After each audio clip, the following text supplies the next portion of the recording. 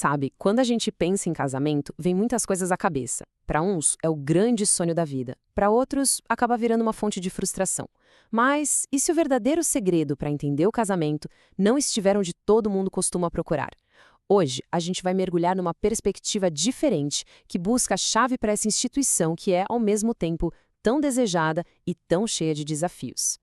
E a base para toda essa nossa conversa vem daqui, deste versículo. Olha que interessante. O casamento é chamado de um grande mistério. Mas a ideia aqui não é que ele seja algo impossível de entender, sabe? Pelo contrário, a questão é que ele funciona como uma seta, apontando para algo muito, muito maior: a relação entre Cristo e a Igreja. E essa, ao que tudo indica, é a chave de tudo que a gente vai ver a seguir. E para a gente conseguir desvendar esse mistério, nosso caminho vai ser este aqui. Primeiro, vamos falar sobre o paradoxo do casamento. Depois, vamos entrar na crise que ele vive hoje em dia e entender a mudança de fundamento que está por trás disso. A partir daí, a gente vai revelar o tal segredo e, por fim, ver como o modelo do Evangelho coloca tudo isso em prática. Vamos lá? Começando então pelo nosso primeiro ponto, o paradoxo do casamento. A ideia aqui é bem direta. Ele é, por natureza, uma coisa gloriosa e incrível, mas, ao mesmo tempo, é inerentemente difícil. Como é que pode, né? Como essas duas coisas tão opostas podem ser verdade ao mesmo tempo? Essa tensão toda aparece de formas bem claras. De um lado, a gente tem a parte gloriosa, a força que um dá para o outro, a alegria, as vitórias.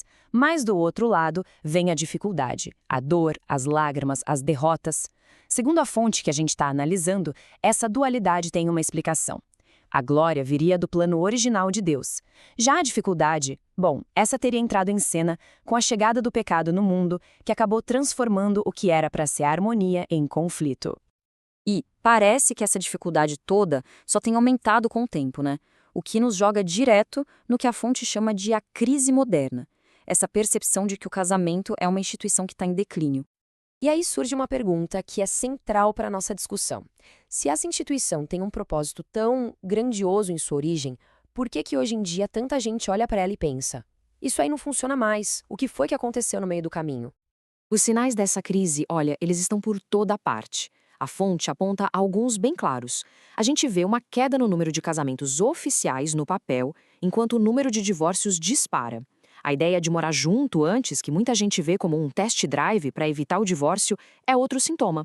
No fundo, tudo isso acaba refletindo uma cultura que quer soluções para ontem e que prefere descartar a ter que consertar. Mas, ok, esses são só os sintomas. O que está por trás disso tudo? A fonte argumenta que para entender de verdade a gente precisa ir mais fundo até a raiz do problema. Uma mudança radical na forma como a gente enxerga o casamento. E aqui nesse quadro a diferença fica gritante. A visão mais antiga, segundo a fonte, era de uma união para a vida toda, focada no bem do casal e em algo maior. Hoje, a visão que domina é a da satisfação pessoal. O casamento virou quase um produto de consumo, sabe? Se me faz feliz, eu mantenho. Se para de me fazer feliz, eu descarto. O foco saiu do nós e foi parar completamente no eu. E essa cultura do eu é super alimentada por um idealismo romântico que a gente vê em todo lugar. Aquela ideia de encontrar a alma gêmea, a pessoa perfeita que vai suprir todas as suas necessidades. Segundo o texto, isso é uma receita certa para frustração. Por quê? Porque coloca uma pressão que não é realista em cima de outra pessoa, que também é imperfeita, e tira o foco do que seria o verdadeiro propósito da união. Ok, então, já vimos o paradoxo, a crise e a raiz do problema. Agora a gente chega no ponto de virada, o coração da nossa análise. O segredo revelado, a chave que, segundo a fonte, abre a porta desse mistério todo. E aqui está, a tese central, dita de forma bem direta. O segredo do casamento não é encontrar a pessoa perfeita. Não está no cônjuge. O segredo está em algo completamente diferente, no Evangelho. Tá, mas o que exatamente isso quer dizer na prática?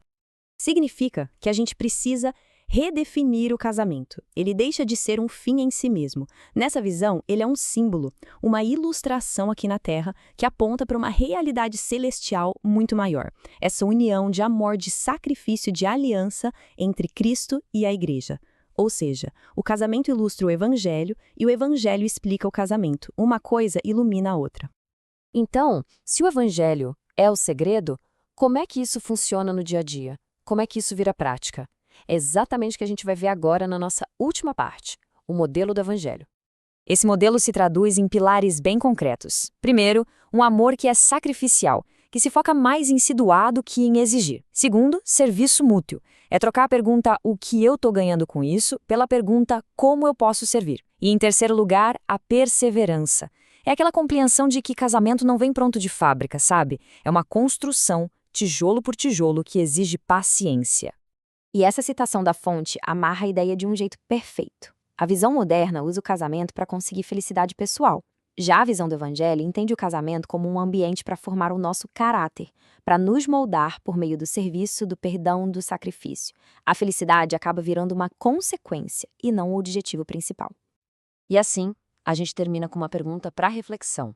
Se o casamento não é só sobre satisfação pessoal, mas sobre construir algo maior, algo que reflete uma realidade espiritual, a pergunta que fica no ar é: o que ele está construindo? Uma questão que nos leva de volta para o coração do verdadeiro segredo dessa jornada toda.